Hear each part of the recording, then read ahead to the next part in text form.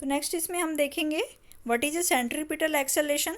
ठीक है, तो ये आपका बहुत इंपॉर्टेंट है centripetal acceleration, this is very important. और सेंट्रीपिटल एक्सेलेरेशन का क्या फॉर्मूला होता है? सेंट्रीपिटल एक्सेलेरेशन जो होता है आपका v² के बराबर होता है। तो उसका डेरिवेशन हम यहाँ पे निकालेंगे, what do you mean by centripetal acceleration, and derive an expression for the centripetal acceleration of an object moving in a circular motion. ठीक है, तो ये हम देखेंगे, इसको ध्यान से देखना है। When an object moving along a horizontal circular path with a constant speed, the direction of its velocity vector at any instant is changing with time. It means it is in a uniform circular motion. Velocity vector of object is changing with time.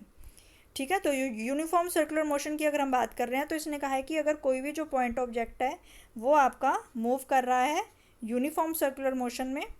ठीक है, तो circular motion में जो है वो आपका move कर रहा है कांस्टेंट स्पीड के साथ, यानी कि उसकी जो स्पीड है वो तो आपकी कांस्टेंट ही रहेगी। मान लो स्पीड उसकी कितनी है, 5 मीटर पर सेकंड की स्पीड से जो है वो कंटिन्यूसली आपका सर्कल में मूव कर रहा है। ठीक है, तो उसकी जो स्पीड है वो तो आपकी कांस्टेंट रहेगी, लेकिन उसकी जो वेलोसिटी है वो आपकी कांस्टेंट नहीं होगी, क्योंकि हमें पता है कि हर पॉइंट पे वेलोसिटी अगर इस पॉइंट पे है तो वेलोसिटी की ये डायरेक्शन होगी, इस पॉइंट पे है तो इस डायरेक्शन में वेलोसिटी होगी, यहाँ पे है तो यहाँ पे होगी। ठीक है, तो किसी भी पॉइंट पे अगर हमें वेलोसिटी देखनी है वो उसके टेंजेंट के लॉन्ग होगी, और हर पॉइंट पे वेलोसिटी की डायरेक्शन जो है वो डिफरेंट है। तो यानी कि यहाँ पे स्पीड तो सेम है लेकिन डायरेक्शन सेम नहीं है, तो इसका मतलब वेलोसिटी वेक्टर आपका चेंज हो रहा है कंटिन्यूसली।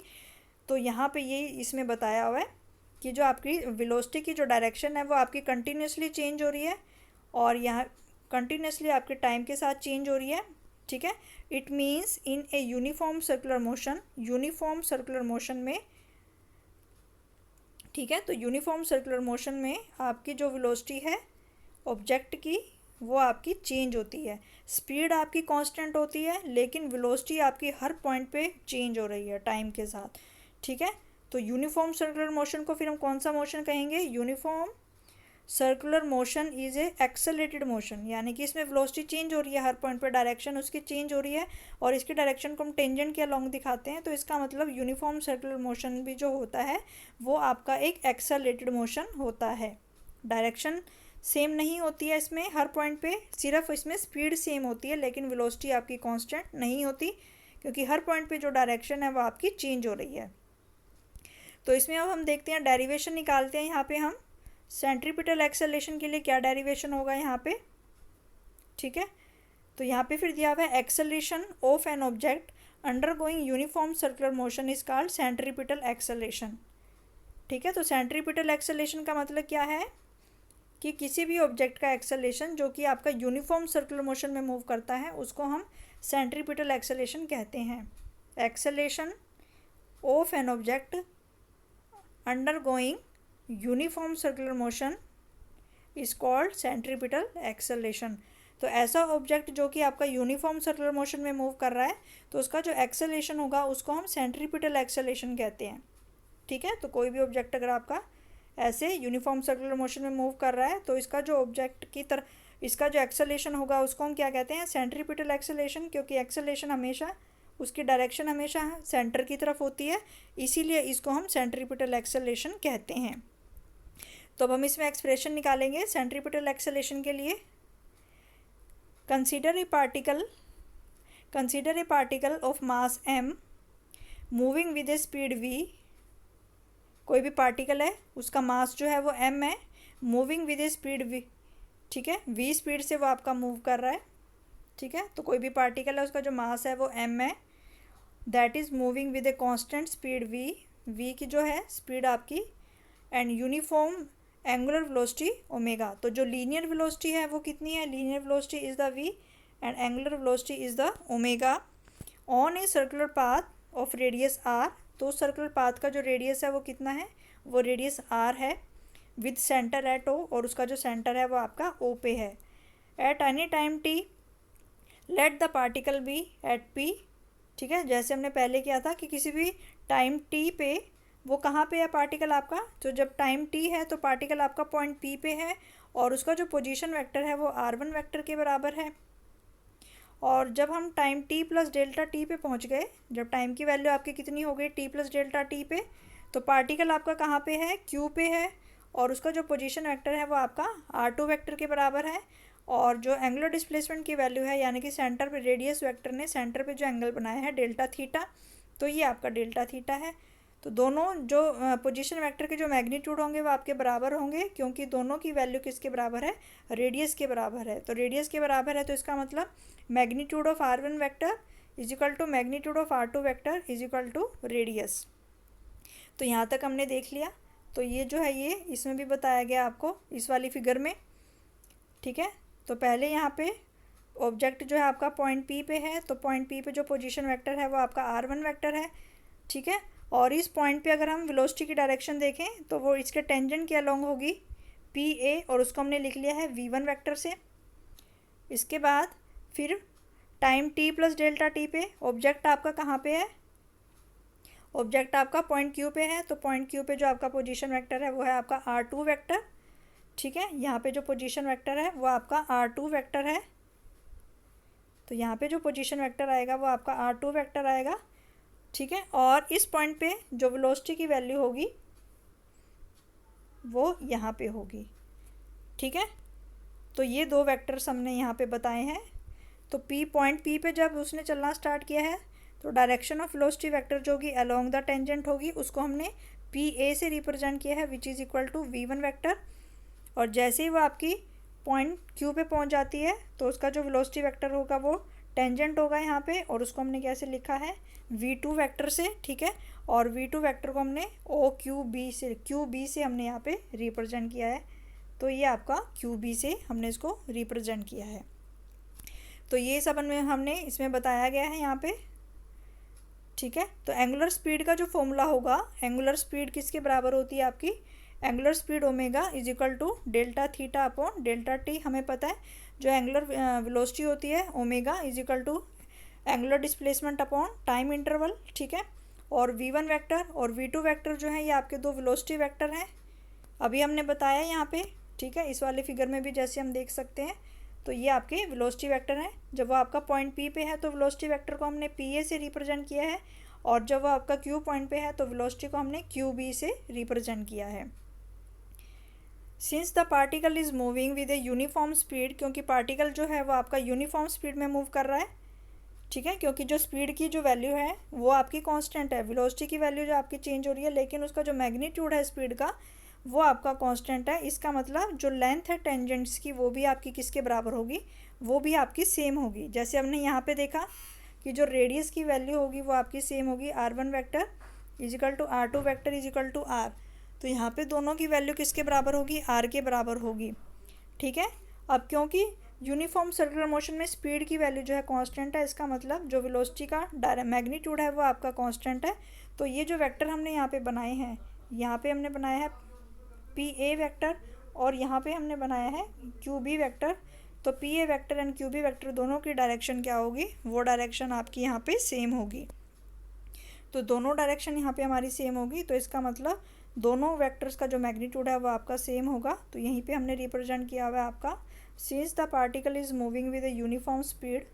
तो since the particle is moving with a uniform speed, क्योंकि पार्टिकल जो है वो आपका मूविंग यूनिफॉर्म स्पीड से मूव कर रहा है, ठीक है। The length of the tangent at P and Q are equal. तो जो हमारे टेंजेंट हमने बनाए हैं पी एंड क्यू पे जो कि आपके वेलोसिटी के हैं, तो उनकी जो लेंथ होगी वो आपकी बराबर होगी।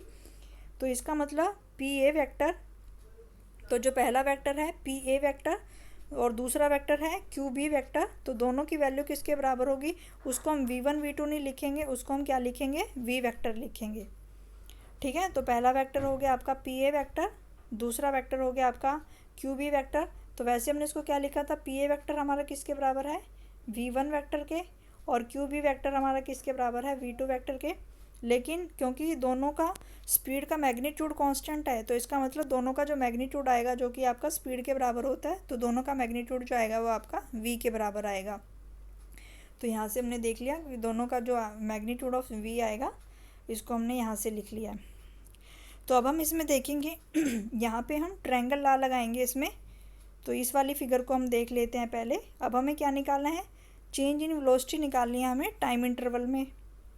तो अगर हम यहाँ पे देख लें ये वाली फिगर, तो यहाँ पे अगर हमने एक बनाया आपका एक वेक्टर पी ए वेक्टर को, हमने यहाँ पे पी ए वेक्टर के बिल्कुल पैरेलल हमने कौन सा वेक्टर बनाया है, पी डैश और ए डैश वेक्टर।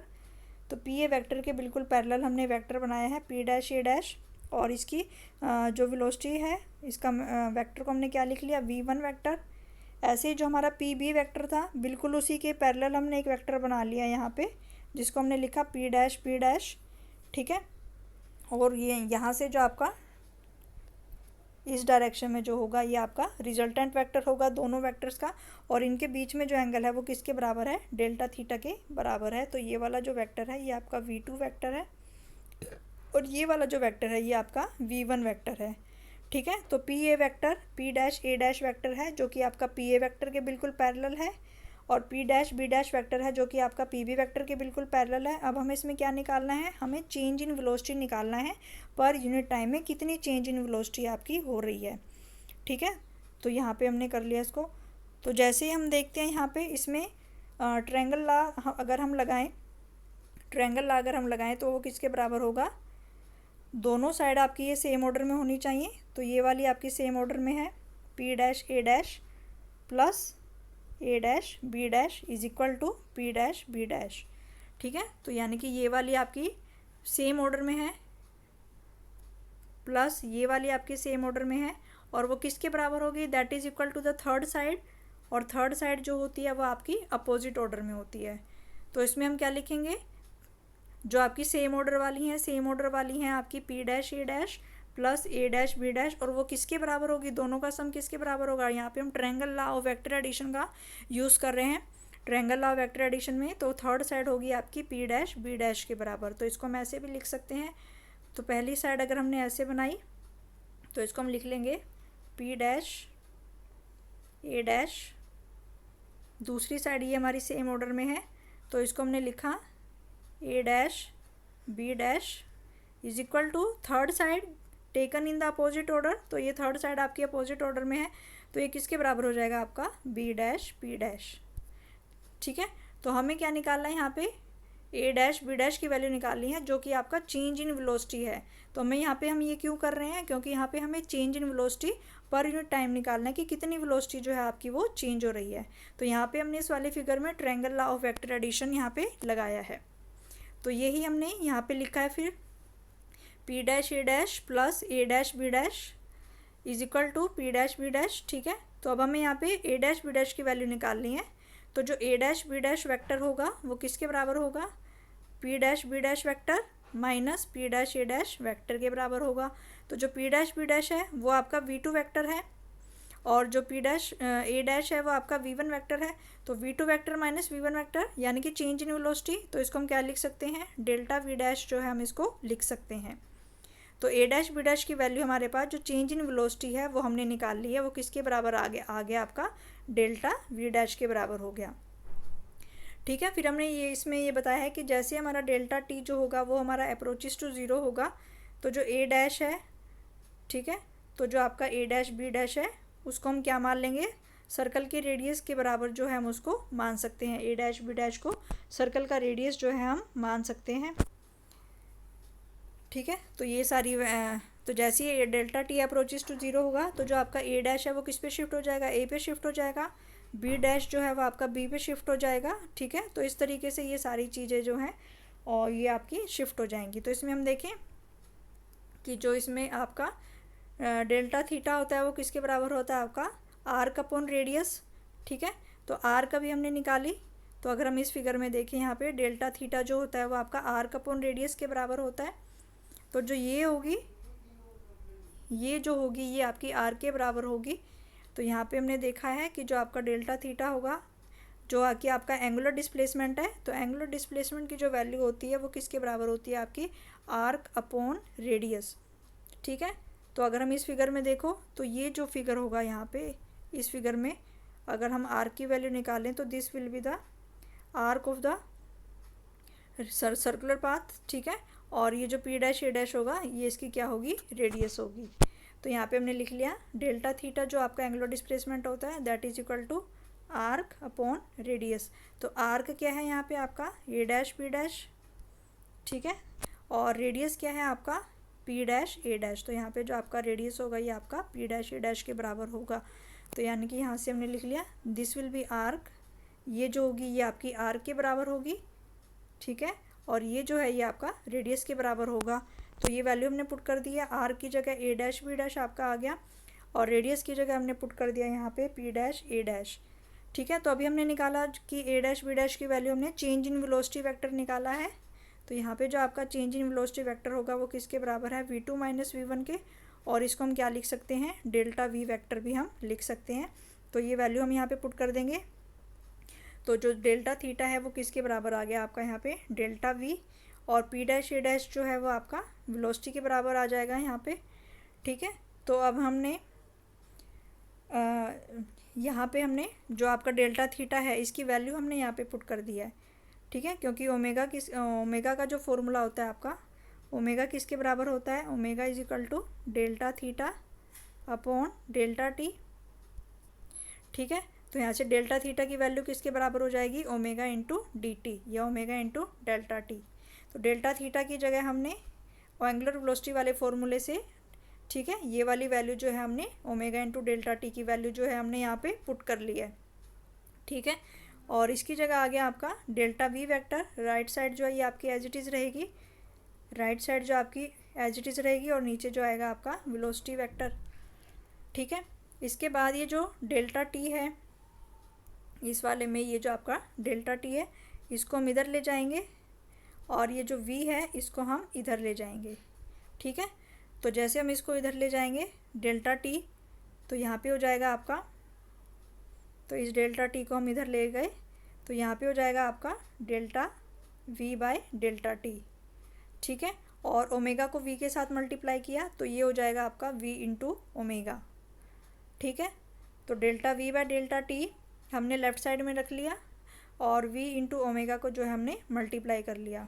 अब हमने इसमें रिलेशन निकाला था आपकी जो लीनियर वेलोसिटी और एंगुलर वेलोसिटी में क्या रिलेशन होता है, v is equal to r omega, ये रिलेशन अभी हमने निकाला है, relation between the linear velocity and angular velocity. तो उसकी वैल्यू को हम यहाँ पे पुट कर देंगे, delta we by delta T की जो वैल्यू आएगी वो किसके बराबर आएगी, v इंटू, तो यहाँ पे v की वैल्यू हमने क्या पुट कर ली, ओमेगा आर, और ये ओमेगा जो है ये आपका एज इट इज़ हो गया, ठीक है। तो इस v की जगह हमने क्या पुट कर लिया, इस v की जगह हमने ओमेगा आर पुट कर लिया, और ये ओमेगा जो है ये आपका एज इट इज़ रहेगा। तो ओमेगा ओमेगा को मल्टीप्लाई करेंगे तो ये आएगा आपका ओमेगा स्क्वायर आर, ठीक है, क्योंकि हमें पता है वी की वैल्यू किसके बराबर होती है, ओमेगा आर के बराबर होती है। अब ये जो d v by d t है ये किसके बराबर होता है, ये आपका एक्सेलेरेशन के बराबर होता है। Rate of change of velocity जो होती है ये आपकी एक्सेलेरेशन के बराबर होती है, ठीक है। तो जो d v by d t होता है, अगर हम डेल्टा टी को अप्रोचेस टू ज़ीरो लेंगे तो d v by d t जो होता है आपका rate of change of linear velocity जो होगा, तो ये हमें क्या बता रहा है, it is the acceleration at the point p. तो ये पॉइंट पी पे उसका एक्सेलरेशन है। तो यहाँ पे हम इस टर्म को क्या लिख सकते हैं कि यानी कि ये चीज़ हमारी किसके बराबर आई है, ये चीज़ हमारी एक्सेलरेशन के बराबर होती है। D v by d t जो होता है ये हमारा एक्सेलरेशन के बराबर होता है। तो यहाँ पे हमने इसको एक्सेलरेशन पुट कर लिया, तो इसको हमने मॉडुलस ऑफ ए वेक्टर लिखा, it means it is the magnitude of acceleration vector. और यानी कि इसको हम क्या लिख सकते हैं, delta we by delta T हम इसको लिख सकते हैं। और इसकी वैल्यू हमने किसके बराबर निकाली है, omega square by omega square into r के बराबर निकाली है, ठीक है। तो अब हमें पता है ओमेगा किसके बराबर होता है, v is equal to r omega होता है। तो ओमेगा किसके बराबर हो जाएगा, v बाय आर। तो ओमेगा की जगह हमने यहाँ पे क्या पुट कर दिया, ओमेगा की जगह हमने यहाँ पे पुट कर दिया आपका v बाय आर, और ये किसका स्क्वायर हो जाएगा आपका v बाय आर का स्क्वायर, और ये वाली जो टर्म है ये आपकी एज इट इज़ हो जाएगी। तो इसको सोल्व करके हमारे पास सेंट्रीपिटल एक्सेलरेशन के दो रिलेशन निकले, एक होता है हमारा ओमेगा स्क्वायर आर और दूसरा निकला हमारा v स्क्वायर बाय आर। तो ये हमारा होता है सेंट्रीपिटल एक्सेलरेशन, ठीक है। तो ये हमारा निकला centripetal acceleration is equal to v square upon r. तो ये जो है रिलेशन आपका बहुत इंपॉर्टेंट है, और ये हमेशा एग्जाम में आपका 5 मार्क्स में आता है। Derive an expression for the centripetal acceleration of an object moving in the circular path, ठीक है। और फिर अब हम अभी तो हमने ये निकाला कि ये जो आपका मैग्नीट्यूड है ये आपका एक्सेलरेशन वेक्टर का, that is equal to v square upon r. अब हमें इसकी क्या निकालनी है, डायरेक्शन निकालनी है, ठीक है। तो ये कहाँ पे होता है, इसकी जो डायरेक्शन होती है, direction of the centripetal acceleration is always along the radius of the circular path, radius of the circular path at that point, ठीक है। तो जिस पॉइंट पे हमें सेंट्रीपिटल एक्सेलरेशन की डायरेक्शन निकालनी है, वो डायरेक्शन कहाँ पे होगी, जहाँ पे उसके रेडियस की डायरेक्शन होती है, उसी पॉइंट पे जो है आपके एक्सेलरेशन की डायरेक्शन होगी। और ये हमेशा आपका कहाँ पे एक्ट करता है, that is directed towards the centre of the circular path. तो जहाँ पे यहाँ पे कोई भी, अगर मान लो ये सर्कल में कोई भी ऑब्जेक्ट आपका मूव कर रहा है यहाँ पे, तो इस पॉइंट पे अगर है ये आपका ऑब्जेक्ट कोई भी, और यहाँ से लेके, तो ये जो होगा सेंट्रीपिटल एक्सेलरेशन की डायरेक्शन होगी, ठीक है। और अगर मान लो हम इस पॉइंट पे हैं, इस पॉइंट पे अगर हमें सेंट्रीपिटल एक्सेलरेशन की वैल्यू निकालनी है, मान लो हम इस पॉइंट पे हैं, तो यहाँ से सेंटर की तरफ जो है सेंट्रीपिटल एक्सेलरेशन की वैल्यू होगी। अगर हमें यहाँ पे निकालनी है, that is always along the radius of the circular path and always towards the centre. तो ये इसीलिए इसको हम क्या कहते हैं, इसको हम सेंट्रीपिटल एक्सेलरेशन भी बोलते हैं। तो ये पूरा टॉपिक था हमारा सेंट्रीपिटल एक्सेलरेशन के लिए। तो इसमें हमने देखा कि सेंट्रीपिटल एक्सेलरेशन क्या होता है। पहले हमने यूनिफॉर्म सर्कुलर मोशन में देखा, यूनिफॉर्म सर्कुलर मोशन में हमने बताया कि कोई भी जो ऑब्जेक्ट है उसकी स्पीड जो होती है वो सेम होती है, लेकिन उसकी जो डायरेक्शन है वो हर पॉइंट पे आपकी कंटिन्यूसली चेंज होती है, इसीलिए वेलोसिटी जो है वो आपकी सेम नहीं होती, और इसीलिए उस मोशन को हम क्या कहते हैं, एक्सेलरेटेड मोशन कहते हैं, ठीक है। फिर हमने निकाला यहाँ पे कि जो सेंट्रीपिटल एक्सेलरेशन है, इसको हम सेंट्रीपिटल क्यों कहते हैं, कि कोई भी जो ऑब्जेक्ट है अगर वो आपका सर्कल में मूव करता है, तो सर्कल में मूव करने की वजह से उसके जो एक्सेलरेशन को हम क्या कहते हैं, उसको हम सेंट्रीपिटल एक्सेलरेशन कहते हैं। इसके बाद फिर हमने सेंट्रीपिटल एक्सेलरेशन का डेरिवेशन निकाला कि पॉइंट पी पे है तो उसका पोजीशन वेक्टर r1 होगा, पॉइंट क्यू पे तो है पोजीशन वेक्टर r2 होगा। फिर हमने एंगुलर स्पीड निकाला, एंगुलर स्पीड के लिए फिर हमने देखा कि जो v1 v2 का जो मैग्नीट्यूड आएगा वो सेम आएगा, क्योंकि वेलोसिटी का जो मैग्नीट्यूड होता है वो आपका सेम होता है। फिर हमने triangle law of vector addition इस फिगर में निकाला, और यहाँ से फिर हमने रिजल्टेंट वेक्टर डेल्टा वी की वैल्यू निकाली, ठीक है। फिर हमें पता है कि जो एंगुलर डिस्प्लेसमेंट होता है वो किसके बराबर होता है, आर्क अपॉन रेडियस के बराबर होता है। तो हमने आर्क की वैल्यू पुट की, रेडियस की वैल्यू पुट की, फिर डेल्टा थीटा की जगह हमने ओमेगा इंटू डेल्टा टी की वैल्यू पुट की है यहाँ पे। तो यहाँ से ये आपका सारा फिर हमने सॉल्व किया है। तो d v by d t जो होगा वो आपका लीनियर एक्सेलरेशन के बराबर होगा, और जो हमारा यहाँ पे जो हमारा एक्सेलरेशन सेंट्रीपिटल एक्सेलरेशन निकला है उसकी वैल्यू है आपकी वी स्क्वायर बाय आर, और that is always along the radius of the circular path. हमेशा उसकी जो किसके अलोंग होता है वो, that is always along the radius of the circular path and directed towards the centre, और हमेशा वो किसकी तरफ होता है, आपका सेंटर की तरफ होता है। तो ये जो टॉपिक हैं ये आपको करने हैं, और आई होप ये आप सबको बहुत अच्छे से समझ आ गए होंगे। Thank you.